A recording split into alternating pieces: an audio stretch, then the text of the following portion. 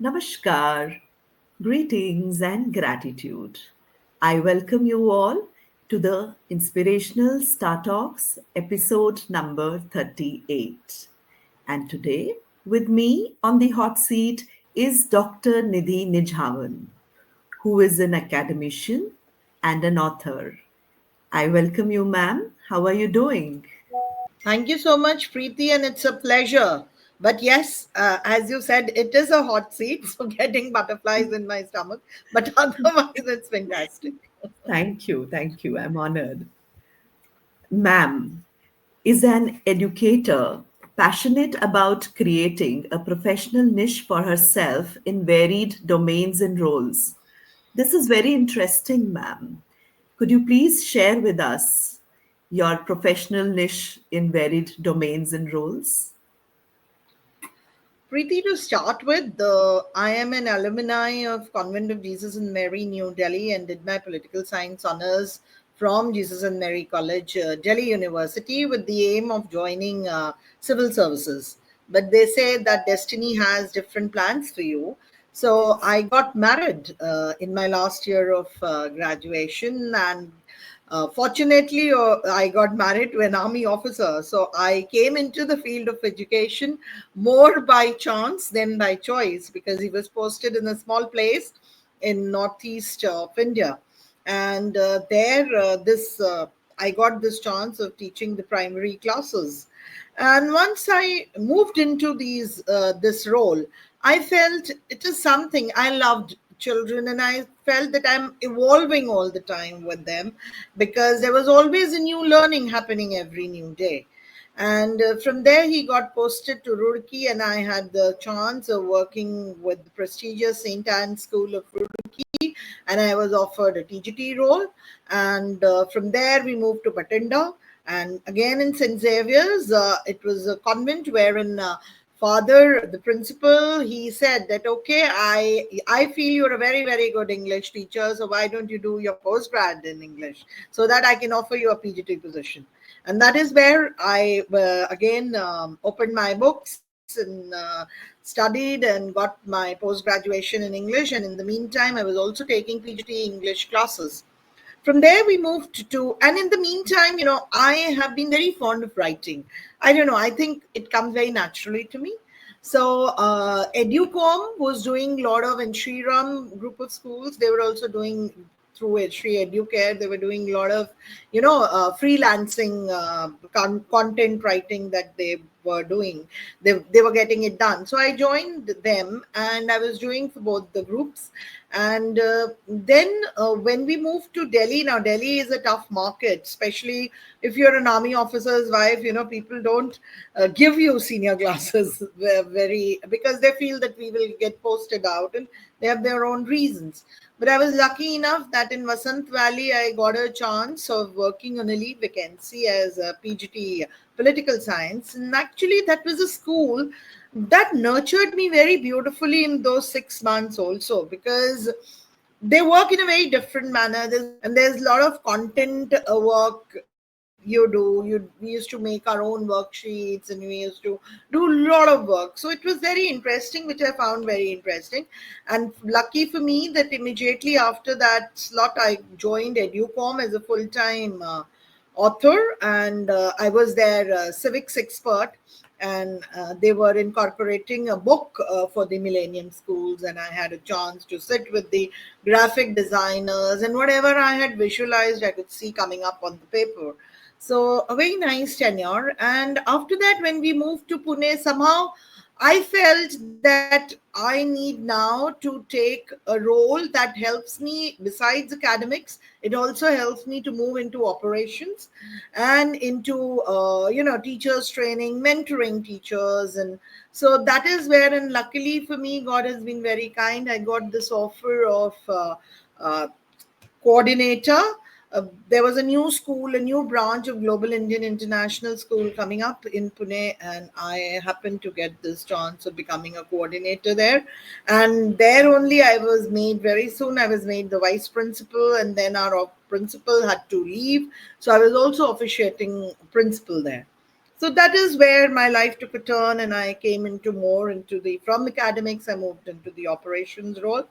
Then my husband got posted to Ambala, and DAV Riverside is a big school being run by a very affluent family of Ambala, and there I was offered this role of vice principal, and their own daughter-in-law was the officiating director cum principal. But I also got the hang of doing things very independently there, and it was a huge school, almost 3,000 plus students, and I had a very fulfilling tenure there. And then my daughter, I have two kids. So my daughter, younger one, she decided that she wanted to take science, and since I am a Delhiite, we decided to move to Delhi. And my husband also applied for a premature retirement that time.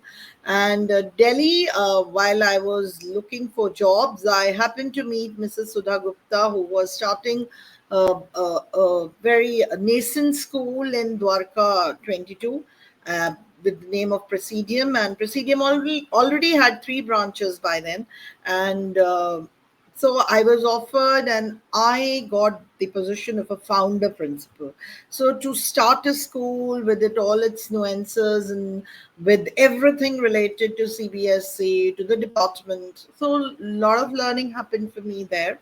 And I worked there, and then I happened to Z Group was having this opportunity of regional school director, where I was supposed to take care of all the northern India, and there were about 15-20 schools in my domain, where I was to start new schools and work primarily in tier 2 cities. I had till now worked primarily in tier 1 cities, and of course, Bathinda we look at, but Bathinda is a big thing, big city of Punjab.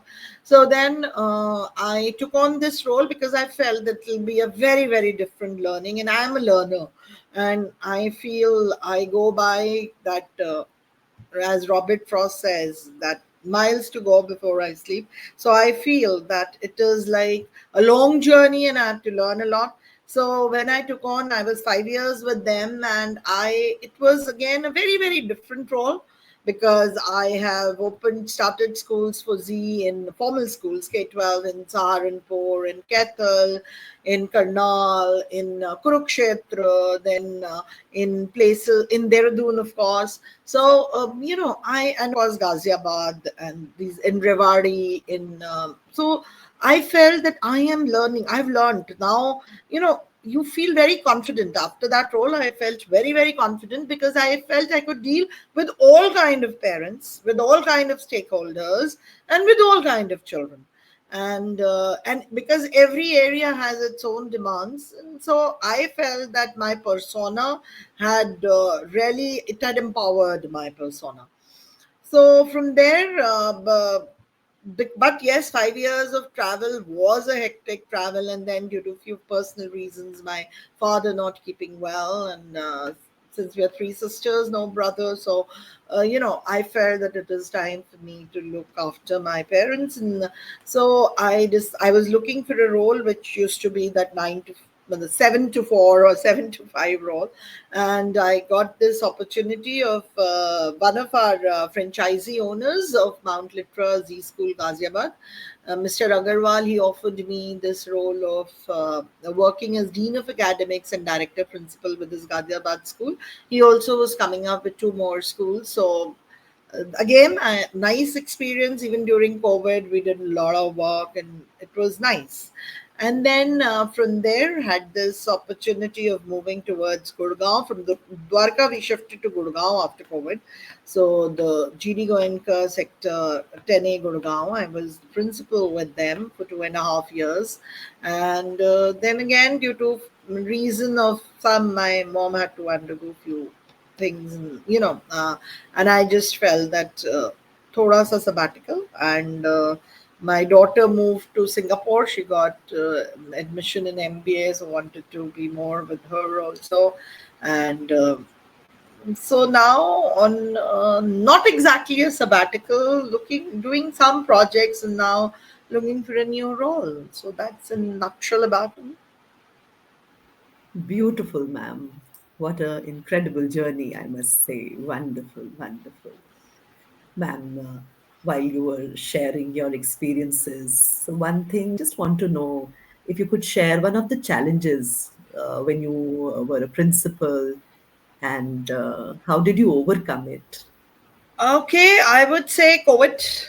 All of a sudden, we were told that yes, no classes and schools to be shut down. And we were actually clueless because, all said and done, technology, yes, we are all empowered with technology, but then, yes, the teachers and work from home and to teach the children online and to develop that kind of a structured way of working. So I think that I would rate as the biggest challenge that I came across as a principal, because to everything was remotely. You were talking to your team remotely, you were working out, and there were nights where until 12:30, 1 o'clock at night, me with my coordinators, we used to sit, plan out things, that how to, because it took us, I would say, we were on a rocking boat for about a month or so, because now that school again had different kind of clientele. Not all children had their own laptops, so there were children who were taking classes from their mobile phones of their parents, and many families didn't have an individual mobile phone for the child. So those were challenges. The boat was rocking, but then yes, we every day we felt that, I used to feel that we are digging a new well to drink fresh water. But yes, it was challenging, but we learned many things. And as a team, I think I felt that I've always been a team player. I feel without my team, I cannot survive and sustain.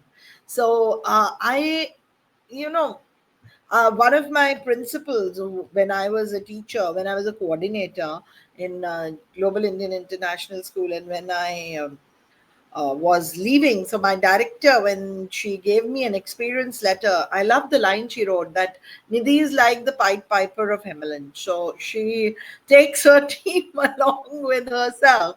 The team just does what she wants. And I've been lucky enough that my team has been doing whatever, uh, the tough times. And I think it's absolutely true, when the going gets tough, the tough gets going. So I don't know, I felt I had unfurled a new potential of myself during COVID. And the challenges, I would say, I would rate that as challenges, the biggest challenge. And then again, now if I feel now scenario is something which is different, because nowadays the all the stakeholders are very demanding, because these are the circumstances, whether it's a child, whether it's parents, whether it's the school management. You need to, it is not that you can do a cut and paste after so many years now, almost spending 28 years in this industry. I still feel every role I take on, it's not a cut and paste. You have to evolve, you have to learn many things, and then it's like again unlearning and relearning, and then putting it and implementing it forward. So that's it. Wonderful, ma'am. Wonderful.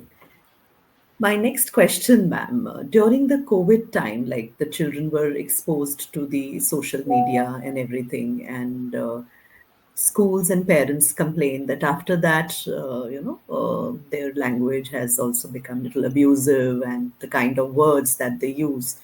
So you would have faced such kind of situations. So, Definitely. and what sort of I mean, when we talk about the positive culture, how were you able to bring it in your schools, ma'am? Preeti, I believe that any issue that comes has to be resolved through communication. At times, what is happening is that there are certain issues that we as leaders often try to put it and hush it down the blanket, which is not the case. What I felt is, after COVID, there was, because immediately after the COVID got over, I joined GD Goenka Gurgaon, and now it's a very niche school, but it's towards the old Gurgaon. So the clientele there, there are families whose children are studying. So what one child does, the 10 other follow in the family. And unfortunately or fortunately, parents, they are educated, but not to that extent also to understand what is the challenge going there. So to make them understand, to make the children understand, somewhere I felt, I have often I am pretty I keep writing something or the other on the social media, on LinkedIn also. And I feel mental health is something which we are not looking at, which is required at this juncture.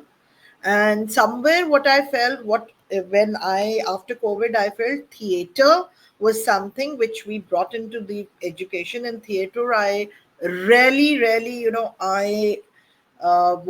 I've been pursuing it throughout in my schools, because I feel through theater children can communicate their feelings, because we had created a black room kind of a scenario, which was a theater room, or a dark room, I would say. And there, we used to have these sessions with children sitting in groups, and particularly the children who are entering their puberty stage, or even the smaller kids, because they are seeing a lot of content which they are not supposed to see. Maybe it is the norm for today, parents being so busy in their work. The support system, joint family system, has thoda sa taken a back seat. And because of that, children don't have anyone to whom they can communicate, who can understand what they're trying to tell. And a very unbiased way, there's somebody who can understand, because you don't want that what the children are sharing should become a staff room gossip, which often becomes. So there are two things which I often say. And through theater we could create, I think there were some issues which, when we were showing it in the assembly through a 10-minute play or a 10-minute kind of a role play, which I felt had a better understanding by the children, rather than just telling them again and again, do this and don't do this. And then next thing what I feel is teachers training, which in India somehow people feel that, okay, maybe there might be different reasons for the management also to feel that. But it is felt that a teacher's training stops after she has completed her studies, like a B.Ed or a BLed or a postgrad, and that's where it stops. It doesn't stop. I think it starts there, because we need to have, it's not just the concept training, but how you are implementing these concepts, the lesson plans. The your annual pedagogy plan cannot stay the same every year on year. It has to change, because uh, your listeners, your children, it's basically an assessment plan. And the feedback, regular feedbacks.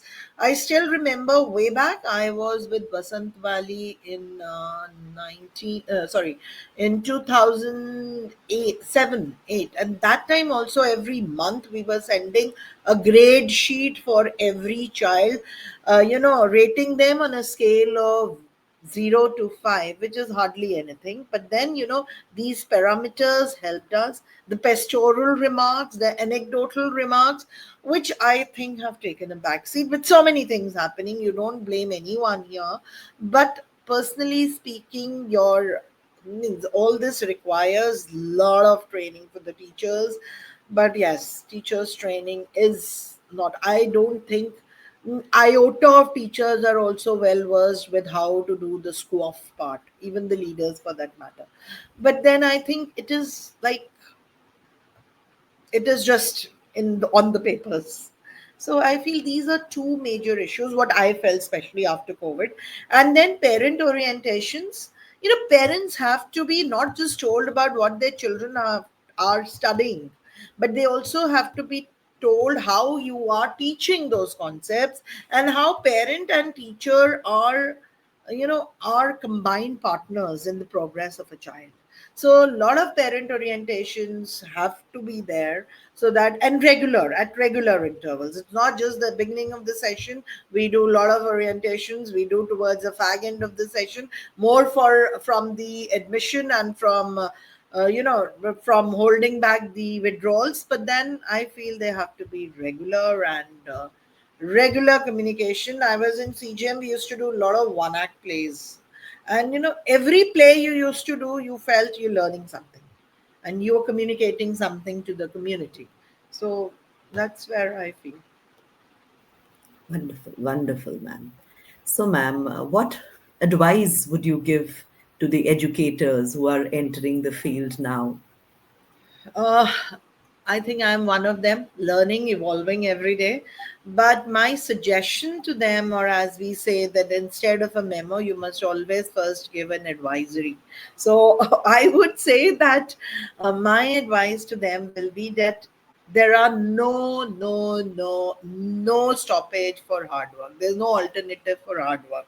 You don't take this as a profession wherein you just join and okay, um, you've joined, you gain some experience, and you move to another organization.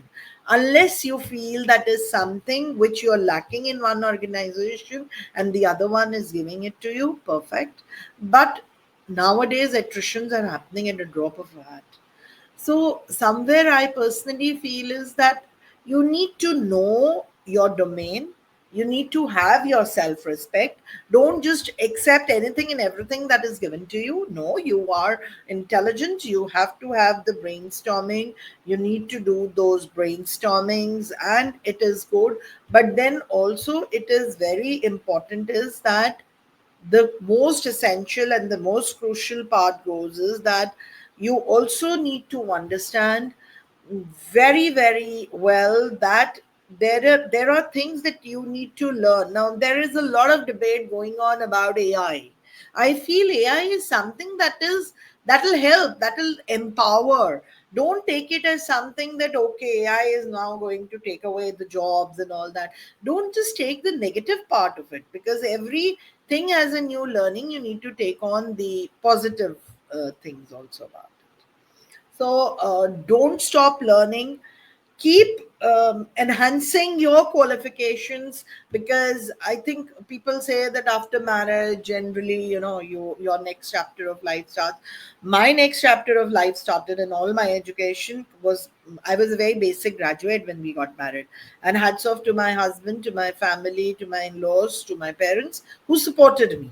And I did my B.Ed, I did my post grad. I've been doing lot many things. Today means very recently I decided I'm in process. Let's hope I'm able to do it. I am in the process of writing a small series for children, stories for children. So I think there is no stopping, and age is only numbers. So keep learning and keep growing. That's my advice. Wonderful, wonderful, beautiful, ma'am. Ma'am, if you could share some of the happy moments in your journey. There have been many happy moments, in the sense that when we moved, when I was sitting for an interview in St. Anne's, and there were about, I think, about, room was full, and there was about 45 candidates sitting there. And I came home, I gave my demo, I had a very nice interview with the sister. And when I came back home, my husband asked me, so how did it go? So I said that I don't know. I think there were so many, and I'm just a PR. I just have an experience of 2.5 years of a PRT. I don't think so. I'll get this TGT, and bang, about an hour later, I get this. I received this call from the school saying that I need to come tomorrow and join. So I think that was a big achievement for me, and of course, my happiest moments, if I relate, is getting married to an awesome person and having two lovely kids. My son, he is both are engineers. My son is pursuing his PhD from IIM Kashipur, and my daughter now, of course, is in NUS Singapore. She is pursuing her MBA. That has been very, very happy moments as a mother for me. And then when my student in GIS, we got a lot of NRIs. That time the recession had hit US, so we had a lot of NRIs who had come to Pune, and you know. Uh, I was the coordinator and I was class teacher with the class 10th there, and fortunately or whatever saying, the principal's own daughter was studying in my class. So my vice principal moved on and they offered me this role of vice principal, and I accepted. So in the assembly, the principal just said that, okay, Nidhi ma'am is now taking over as vice principal, so she will now no longer be the class teacher for grade 10. And my children started crying, and I didn't know whether what am I supposed to do. And but yes, that was internally a very happy moment for me, because my entire lot of those 30 kids moved up to the principal's office and said that you can make her whatever, we are very happy for it, but then she has to stay our class teacher. And principal calling me and saying that, what do I do? After 3 days he calls me and he said, my daughter is not having food and she's put down her foot, and all her friends are like nagging me along with the parents. So what do we do now? And then he said that, okay, I'll give you a co-teacher, but you have to stay the teacher. So that was one of very happy moment for me. And today also, when on Teachers Day, I get calls from children who are, somebody is in US, somebody is in Australia, somebody, and they say that, ma'am, we miss you. And I think that becomes my happiest moment. So beautiful, ma'am. Very beautiful. So nice of you, ma'am, for coming to the Star Talks. And I had a different set of questions to ask you, but got so much involved in your conversation that I have asked none of it. Oh, chalo, I hope I will be getting another chance to come and have Most an interaction welcome. with Yes, you. wonderful. It was really wonderful interacting with you. Thank you. Thank you Thank you so so much, much. Preeti, and God bless. And I hope in your endeavors, whatever you're doing, you move further and further. And as they say, and as I say for myself, that sky is never the limit. So Absolutely. Absolutely. Thank you. Thank you so much, thank you ma'am. so much. Thank you. Thank you. Thank you. Bye. Bye. Thank you, my dear audience, for being with us in this lovely chat with Nidhi ma'am. And we come to the weekend. Next week, I will come again with another personality who has inspired my life. Good day. Thank Thank you. you.